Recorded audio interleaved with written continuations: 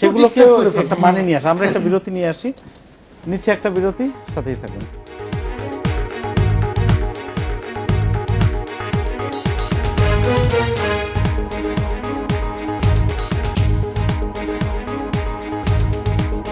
বিরতির পর ফিরে এলাম আজকের বাংলাদেশে। আপনি তো আপনার যুক্তরাজ্যে ছিলেন, সেখানেও উৎসব দেখেছেন, দীর্ঘদিন ছিলেন। এই আমাদের দেশে উৎসব এবং খাওয়া দাওয়ার পশ্চিমের পার্থক্যটা কি? বাঙালিদের মধ্যে বলছেন?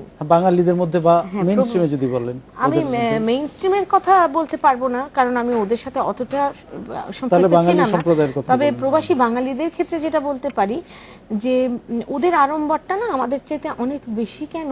ওরা নিজেদের কালচারটাকে ধরে রাখার জন্য সন্তানদেরকে, সেটাকে যেহেতু ওরা ভিন্ন কালচারে বসবাস করে, সেটাকে ধরে রাখার জন্য এই উৎসব পার্বণগুলোকে খুব বেশি মানে একদম যথাযথভাবে পালন করার চেষ্টা করে।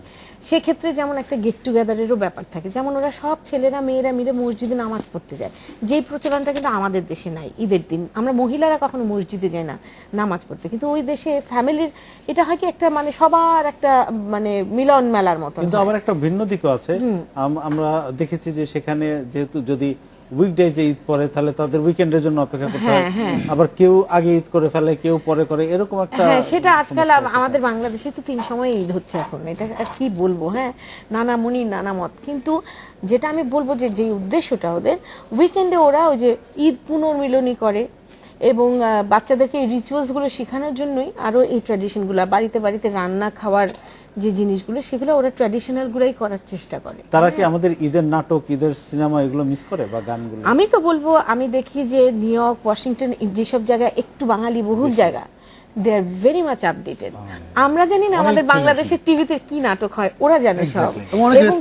সকাল থেকে ইন্টারনেটের খবর পড়ে সারা, আমাদের আগে ওরা খবর পেয়ে যায় সব পেপারে কি আসছে না আসছে, যেটা আমার খুব ভালো লাগে যে ওরা উপভোগ করে। জিনিসটা আপনার কাছে জানতে চাচ্ছি, তুমি আপনার মানে বাইরে প্রবাসী বাঙালিদের কাছ থেকে কেমন ভাবে? আমি যে লাস্ট 2 মাস আগে সুইডেন গেলাম, তো ওখানে যে বাঙালি কমিউনিটি আসলে যারা দেশের বাইরে থাকে, ওরা যে আমাদের কালচারকে, আমাদের মানে ওরা স্ক্রিনে বাংলাদেশের একটা গাছ দেখলেও খুশি হয়ে যায়, বিষয়টা এমন ভাবে মিস করে। সো ওদের কাছে না মানে আমাদের চেয়ে ওদের খবরাখবর সব আপডেটেড থাকে এবং সব নাটক গান এমন কিছু নাই আমি জানি না। আমার বললো যে আপনার ওই চ্যানেলে গান গেছে, ওইখানে এই নাটক দেখছি, এই বিষয়গুলা আসলে তারা আসলে মানে অনেক প্রেম থেকে ভালোবাসা দিয়ে। একটা গ্রুপ আছে, আমি বলবো একটা গ্রুপ আছে যারা তৎপর কিভাবে বাংলাদেশে ভুল ধরবে, বাংলাদেশে এই হয়ে যাচ্ছে, সে হয়ে যাচ্ছে, সে আমি তোমাদের দুঃখ হলো তোমরা ফিরে যেতে পারো না, এটি তোমাদের আত্মগ্লানি, এই জন্য তোমরা অভিসম্পাত করো।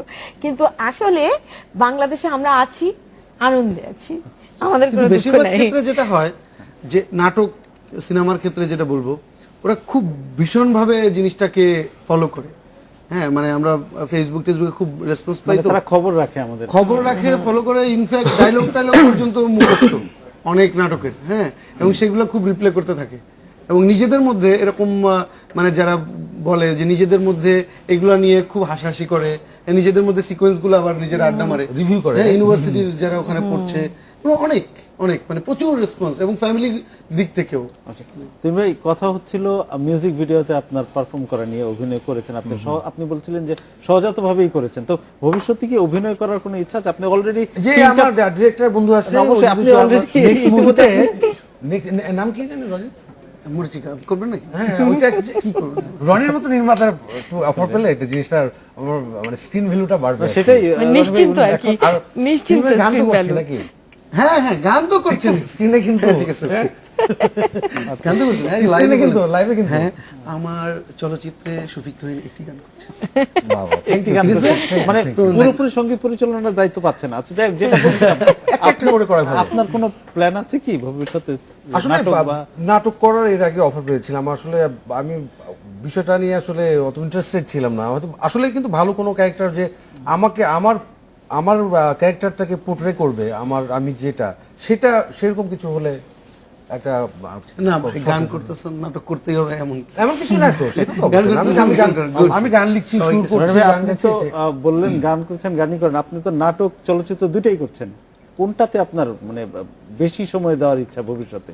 আসলে আমি তো চলচ্চিত্রই করতে চাই সবসময়, চলচ্চিত্র করতে চেয়েছি আসলে সবসময়ই, তাই নাটক আসলে আমাদের দেশে যে বিষয়টা আছে সেটা হচ্ছে আমাদের দেশে যে 1 ঘন্টার নাটকগুলো হয় বেশিরভাগই আমি বলবো একটা চলচ্চিত্র, এত অসাধারণ কিছু নাটক হয় মাঝে মাঝে। আবার আমরা উল্টোটাও শুনি যে অনেক নির্মাতার চলচ্চিত্রগুলো আসলে নাটক হয়, এটা এরকম আসলে শুনি আমরা। মানে এক একজনের দেখার ভিউজ আছে, মানে পয়েন্ট অফ ভিউজ আসলে। কিন্তু আমি বলবো যে অনেক ভালো মানের নাটক আছে, অনেক ভালো মানের নির্মাতা আছে যে যাদের নাটকগুলো আসলে এক একটা চলচ্চিত্র। এগুলো ফেস্টিভ্যালে পাঠান, দেখবেন যে অনেক ভালো অবস্থানে চলে যাবে। তো সবসময় আমি চলচ্চিত্রই আসলে করতে চেয়েছি।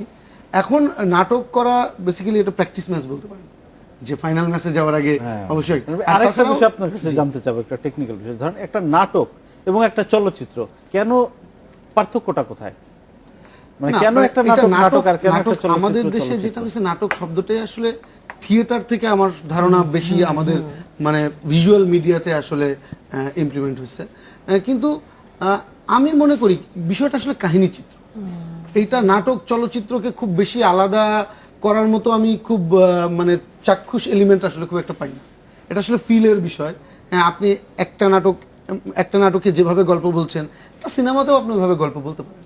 কিন্তু এটা আমি আগে অবশ্য যখন মনে হয় ছিল, না। আমরা যখন ছোটবেলায় মহিলা সমিতি মঞ্চে বা ইভেন যখন বিটিভি চ্যানেল, শুধু বিটিভি ছিল, তখন যে নাটক দেখতাম, সেই নাটকগুলো কিন্তু অনেক নাটকীয় ছিল। এখন কিন্তু নাটক জীবনের সাথে মিশে কিছুটা চলচ্চিত্রের মতো ধাপ চলে স্টোরিটেলিং এসেছে এর না? চেঞ্জটা আসলে হ্যাঁ, এটা তো সবসময়ই আসবে, আরো 100 বছর পরে হয়তো আরো অন্যরকম ভাবে নাটক সবগুলো মাধ্যমেই যে পরিবর্তন তো আসবেই। পরিবর্তন আসবে, right? তবে মানে আমার ক্ষেত্রে যেটা হয় যে আমার ক্যারিয়ারটা ডেভেলপ হয়েছে টেলিভিশন ইন্ডাস্ট্রি দিয়ে।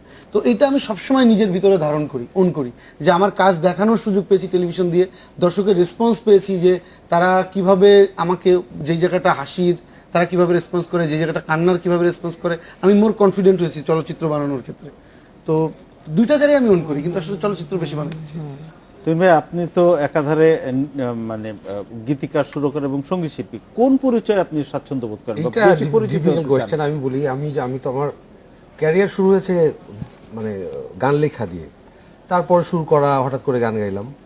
আমি যখন একজন গান লিখি, গান লেখার সময় দেখা যাচ্ছে আমি সাবিনা ইয়াসমিন, রুনা লায়লা, জেমস, আইয়ুব বাচ্চু ভাই, মানে সবার গান আমি করছি, তাদের সাথে কিন্তু আমার সৃষ্টির একটা রিলেশন তৈরি হচ্ছে। আমি যখন গান করছি, গানের সাথে কিন্তু এই সৃষ্টি তাদের সাথে আমার কোনো সম্পৃক্ততা থাকছে না।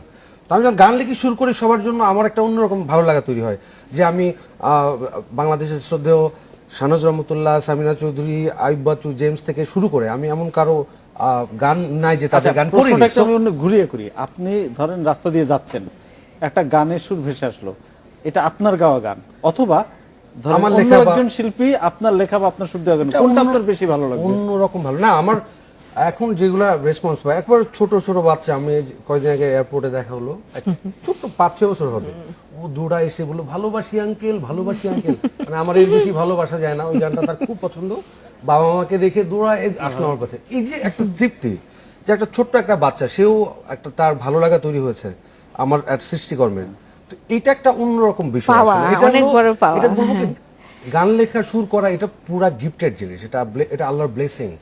এটা কিন্তু তো আপনি তো সুন্দর গান লিখতেন, আমি প্রশ্ন করি আপনি কেন গাওয়া শুরু করলেন? আমি তো এখনো গান লিখি, আমি তো ফিল্মে গান না, লিখি। আপনি কেন গাওয়া শুরু করলেন? আমার হচ্ছে কি, আমি দর্শক শ্রোতারা নিচ্ছে। ওই জন্য না, আমি আসলে একেবারে শখেই গান শুরু করি। আমার গাওয়াটা শখেই করেছি, যে সারা জীবন মানুষের তাহলে আমরা কি এটা বলতে পারি যে আপনি আগে সুরকার এবং আমি গীতিকার এবং সুরকার, তারপরে শিল্পী। অবশ্যই। আমরা একটা বিরতি নিয়ে আসছি, নিচ্ছে একটা বিরতি, সাথেই থাকুন।